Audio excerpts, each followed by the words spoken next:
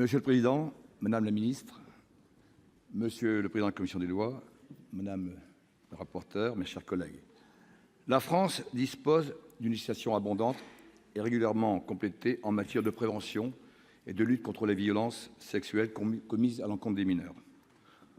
Pourtant, l'inhumain continue à se produire.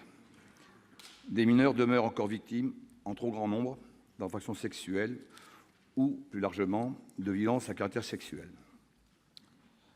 La proposition de loi d'orientation et de programmation pour une meilleure protection des mineurs victimes d'infractions sexuelles est la traduction législative des travaux du groupe de travail pluraliste mis en place par la commission des lois en octobre 2017.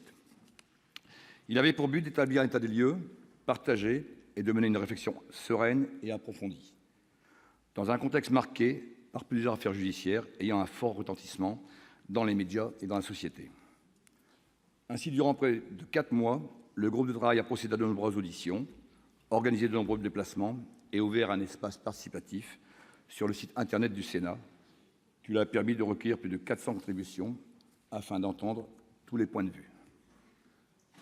Dans un rapport rendu public en février 2018, notre collègue Marie Mercier, rapporteure du groupe de travail, a souligné la nécessité de définir et de mettre en œuvre une stratégie globale qui prenne en compte toutes les dimensions de la lutte contre les violences sexuelles et qui repose sur 4 piliers. Prévenir les violences sexuelles à l'encontre des mineurs, favoriser l'expression et la prise en compte de la parole des victimes le plus tôt possible, améliorer la répression pénale des infractions sexuelles commises à l'encontre des mineurs et d'y joindre la prise en charge des victimes d'infractions sexuelles du procès pénal.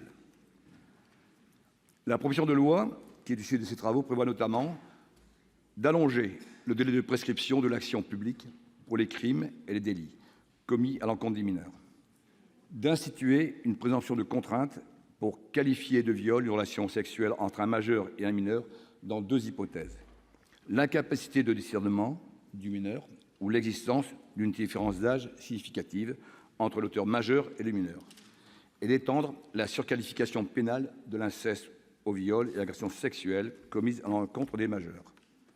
Et bien sûr, d'aggraver les peines encourues pour les délits d'atteinte sexuelle sur mineurs de 15 ans et d'affirmer le caractère continu de l'infraction de non-dénonciation des agressions et atteintes sexuelles commises à l'encontre des mineurs, afin de reporter le point de départ du délai de prescription au jour où la situation illicite prend fin. Je voudrais faire part à cette tribune d'un regret que j'ai évoqué en commission, le fait que cette notion d'imprescriptibilité n'ait pas été retenue. En effet, parmi les mesures destinées à améliorer la répression pénale des infractions sexuelles commises à l'encontre des mineurs figure l'allongement du délai de prescription qui passerait de 20 à 30 ans en matière criminelle et de 10 à 20 ans en matière délictuelle. Or, pour les victimes concernées, la libération de la parole peut se faire à tout âge, puisqu'on a vu le cas d'un footballeur anglais qui a dénoncé à l'âge de 58 ans des faits dont il a été victime adolescent. La justice estime que les tribunaux vont être engorgés et que les preuves viendraient à manquer. Mais c'est déjà le cas lorsque l'on a fait des faits dénoncés après 20 ans. L'imprescriptibilité permettrait que la plupart des victimes soient libérées. Par ailleurs, seuls les crimes contre l'humanité sont actuellement imprescriptibles. Toucher à l'innocence d'un enfant, n'est-ce pas porter atteinte à l'humanité tout entière? Une piste très intéressante à ce sujet a toutefois été avancée en commission des lois, et je voudrais remercier notre collègue François-Noël Buffet pour sa proposition d'amendement.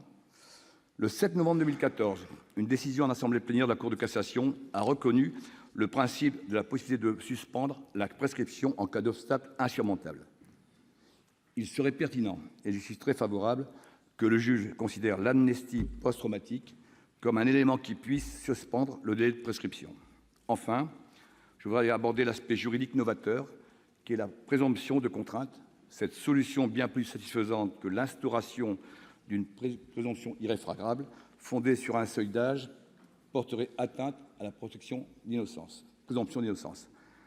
Nous avons inversé la charge de la preuve, ce qui est primordial pour les victimes, et je m'en réjouis.